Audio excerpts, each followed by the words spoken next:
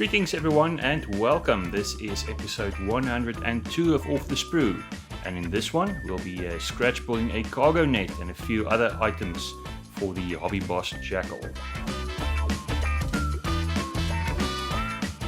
Guys, in the previous video you'll recall that we painted some British DPM camo, and in this video we're continuing the process of scratch building stowage items for the Hobby Boss Jackal. In reference pictures you'll notice this cargo net keeps everything in place in the back, and that's something I'll be making in this video. So this is the lineup: scratch building a cargo net, the reason why you're all watching this video. I'll also be adding some stowage, some bottled water and cartons. I'll be scratch building a rolled up tarp. I'll be painting and detailing SA-80 rifles, and finally we'll be scratch building some call sign numbering on the front doors. Now guys, one of the benefits of ordering from Supernova Studio is the delicious fudge that you receive when your order is above 500 Rand. So let's listen to Lindy explain how they do this.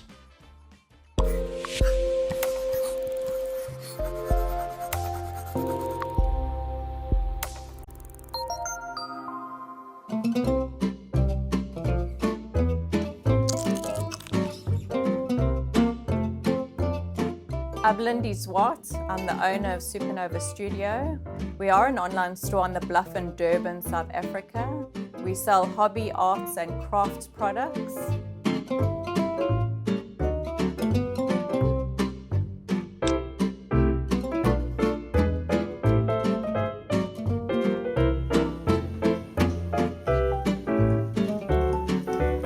The fudge is huge. My customers love our fudge. We've got Moddy who makes the fudge every Wednesday here at the office. So it's always fresh and it's always ready to go out. Some of my customers much prefer the fudge to my products. They often speak about my fudge. They say they order products just to get the fudge. We've got a beautiful online store. It's really easy to navigate. If you go onto supernovastudio.durban, you'll find us online.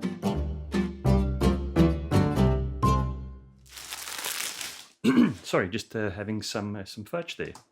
Okay guys, so in photos you can see this cargo net on the back of the Jackal. It's certainly something I'd like to add to my model.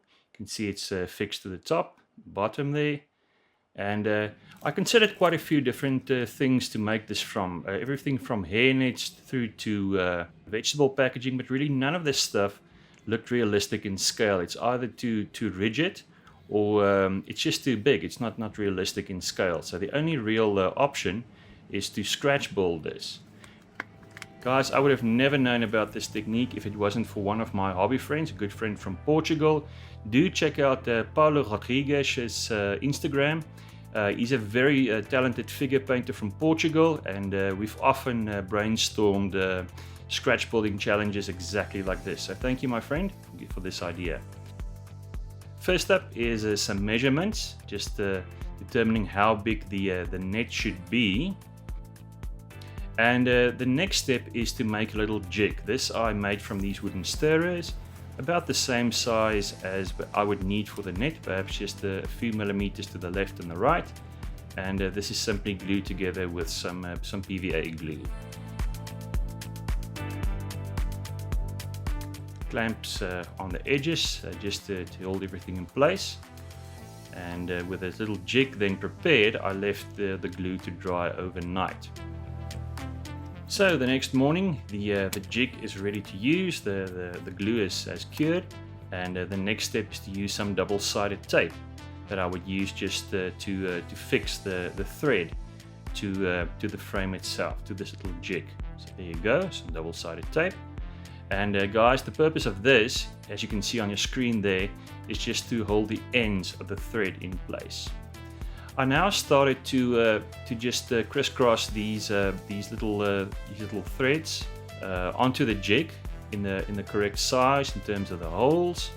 Very easy to do. This actually didn't take as long as I anticipated. The process actually went quite quickly. So there you go, using that double-sided tape to keep the thread in place. I used a cotton thread for this, but I believe there's quite a few different options out there in terms of the thread. Now the one issue with my little setup here is this gap, and these lines of thread will need to be basically on top of each other. So that was something I had to address, and these little wooden sticks just held in place on the jig itself solved that problem. So just pressing all those thread lines together in order for me to glue them. So there we go. This is now ready. All the thread lines are together, and the next step is just to apply some glue. The glue I used for this is the matte version of Ammo Mix Ultra Glue. And guys, this has always been one of my favorite PVA type glues. I use some water just to thin this to a very thin consistency, sufficient for me to brush onto the thread, on the little jig. Now you'll notice as I applied this glue, some of it tended to form a film between those blocks of thread. And the way I solved this was to use some air from my airbrush just to get rid of the excess glue and to make sure that that net is nice and clean. So with all the glue applied, I left mine to dry overnight, giving sufficient time for the glue to cure.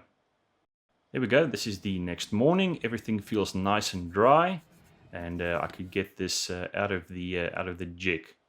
Used a sharp pair of scissors, guys, and there you can see that's our net prepared.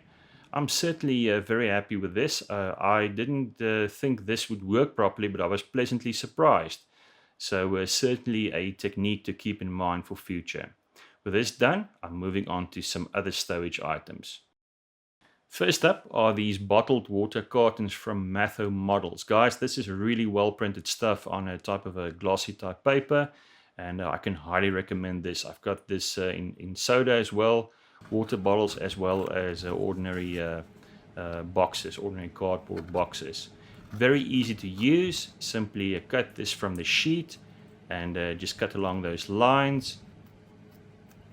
And to fold the paper, I used these photo edge pliers from Tamiya just to get the folds in there and get that box into shape. Next up are these bottles, and you can see this famous brand of bottled water has a sort of a blue cap to it, also a bluish type plastic.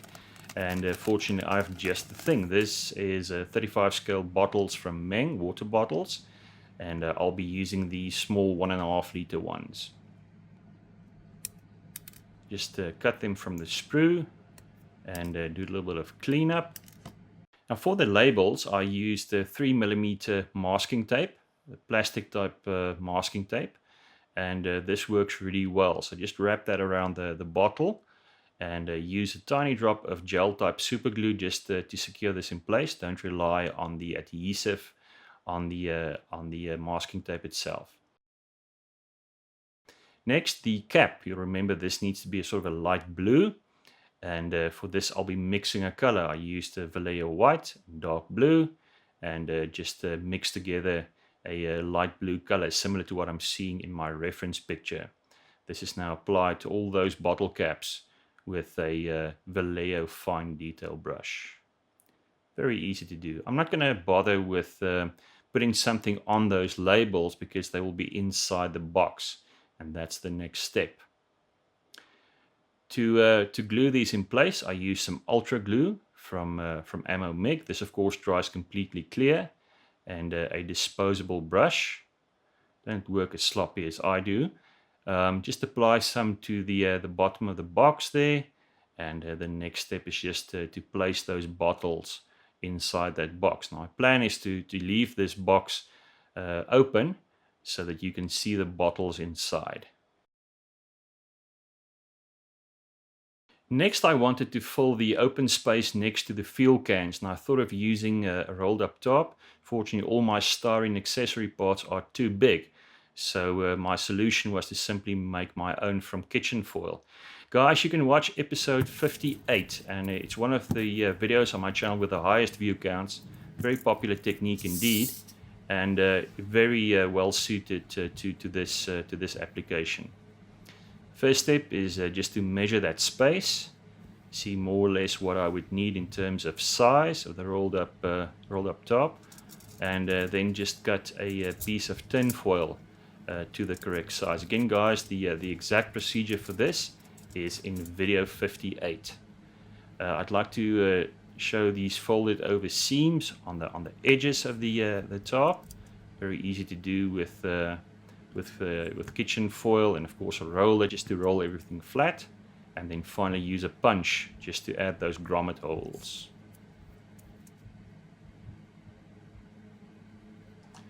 Now with this done, I can move on to the equipment that I want to roll up in this top. For that, I'm using a small piece of foam and just placing it inside that the tin foil.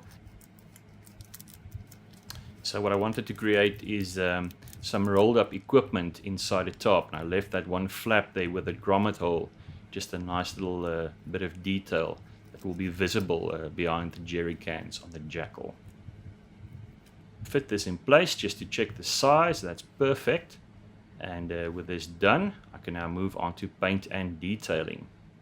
Guys, it's very important to properly prime tin foil. Acrylic paint will not stick to aluminium kitchen foil, believe me, I've tried. So use a good quality primer like Mr. Hobby, and you are good to go. So next up, some paint. I prefer lacquers for this, and two olive drab colors from AK Real Colors, faded as well as dark. The base color is faded olive drab. This is applied with an airbrush, a good thorough coat.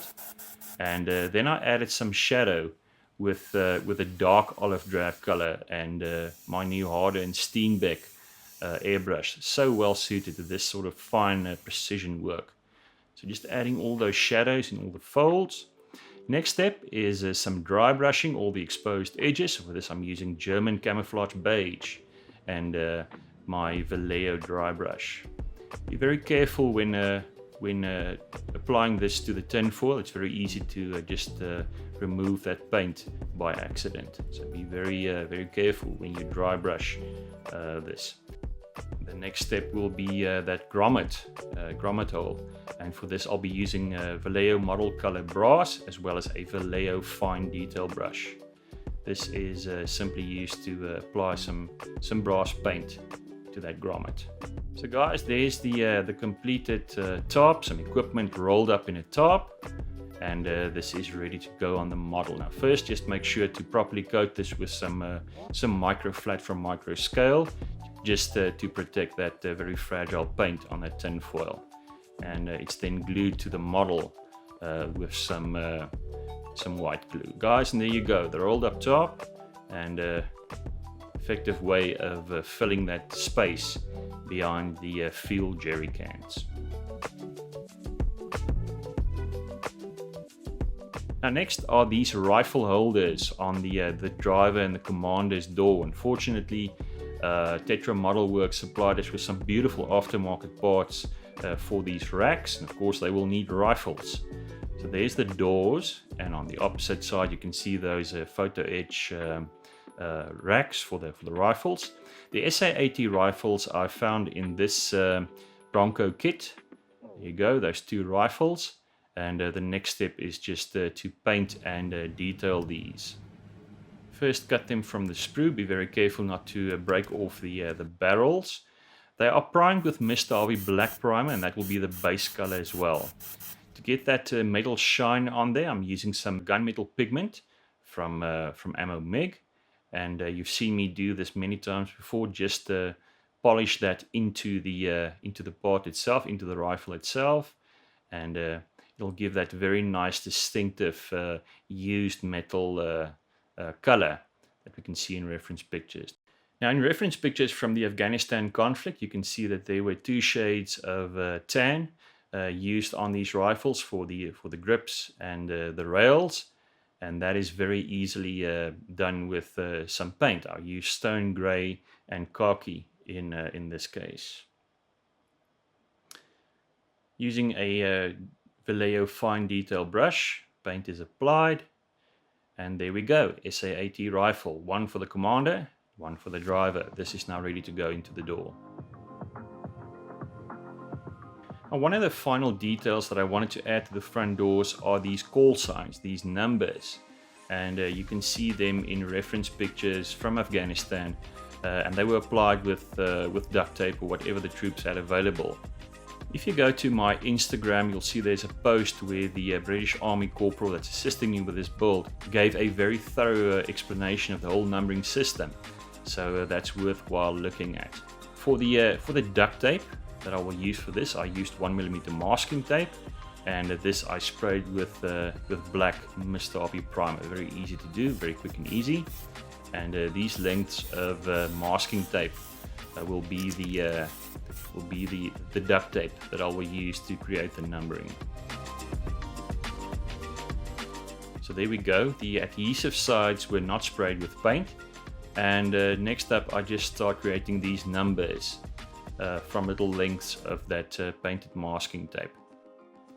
So with the call sign numbers on both the commander and the driver's doors, only thing left is to add the rifles, and I left the doors of the model on purpose just to add these final details, so keep that in mind. This might be difficult if the doors are on the vehicle.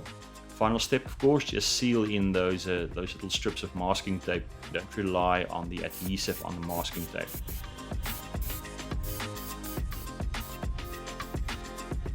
Now, with all this stowage done, I can add them to the back of the jackal with some PVA glue, some white glue.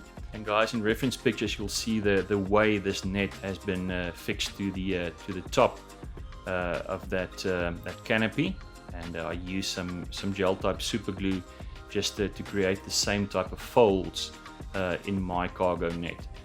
I was actually quite surprised. I was expecting to having to dip the entire net in white glue and water again just to make it flexible, but it was flexible enough by itself just to take the folds that I need to fit into the back of the jackal. You can see they're just tucking it in, fixing it in place with some gel type super glue, and we are good to go. Certainly happy with that result. Just using some glue there to fix that to the stowage in the back, have it wrap around those boxes, and guys, there you go. That's the final result. Certainly happy with that. I recall in video 100 I prepared these parachute flares, and one more little small detail that I wanted to add was just to tape these to the frame between the commander and the driver. Guys, and there we go. This is the jackal, about 98% done. Of course, I still need to add figures, add some weathering, and there's also a few small details that I just want to rectify, the ECM antenna mounts at the back. But we're very close to finishing the jackal itself. Of course, this build is not done yet. There's the diorama portion of this, and as well as the figures, and that's something I'll be covering in the next video, so please join me for that. Guys, as always, do follow me on Instagram. I do frequent updates on all my builds there, and you're guaranteed not to miss a single thing. Thank you for watching, and please join me in the next video coming soon.